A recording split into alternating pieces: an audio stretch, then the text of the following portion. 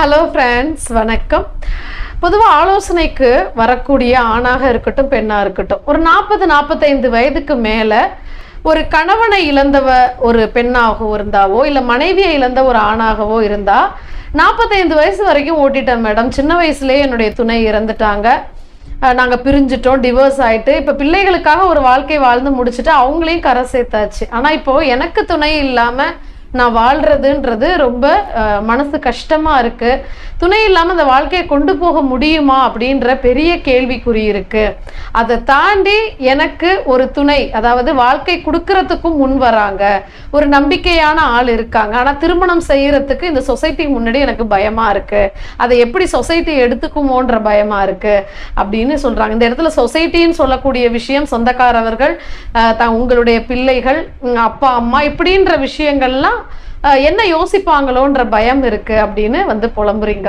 இங்க சொசைட்டி தாண்டி உங்களை நீங்க தான் கடைசி வரைக்கும் பார்த்துக்கணும். அப்போ உங்களை நீங்களே பார்த்துக்கக்கூடிய ஆரோக்கியம் கடைசி வரைக்கும் இருக்குமா அப்படின்றது, உங்களுக்கும் சில இடர்பாடுகள் வரலாம், உடம்பு சரியாம போகலாம்.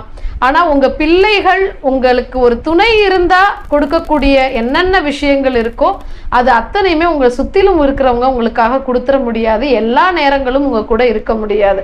ஆனா உங்களுக்கு ஒரு நல்ல துணையை கொடுக்குறேன், வாழ்க்கையை கொடுக்குறேன் அப்படின்னு ஒரு நம்பிக்கையான ஆள் முன் வராங்க அப்படின்னா, அது மாதிரி ஒரு பர்சன் இருக்காங்க, உங்களுக்கே ஒரு நம்பிக்கை இருக்குன்னா கண்டிப்பா நீங்க இறங்கலாம்.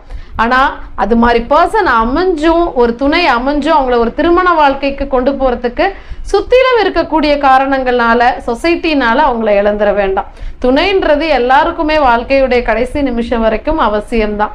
அது நன்றாக அமையும் போது 40-45 வயதுக்கு மேலே நீங்கள் ஒரு முடிவு எடுக்கிறீங்க அப்படின்னா கண்டிப்பாக அது மெச்சூரிட்டியான முடிவாக தான் இருக்கும். ஒரு மனுஷரை பற்றி புரிஞ்சுக்கிட்டு நல்ல தெளிவான முடிவு எடுக்கக்கூடிய வயசு தான்.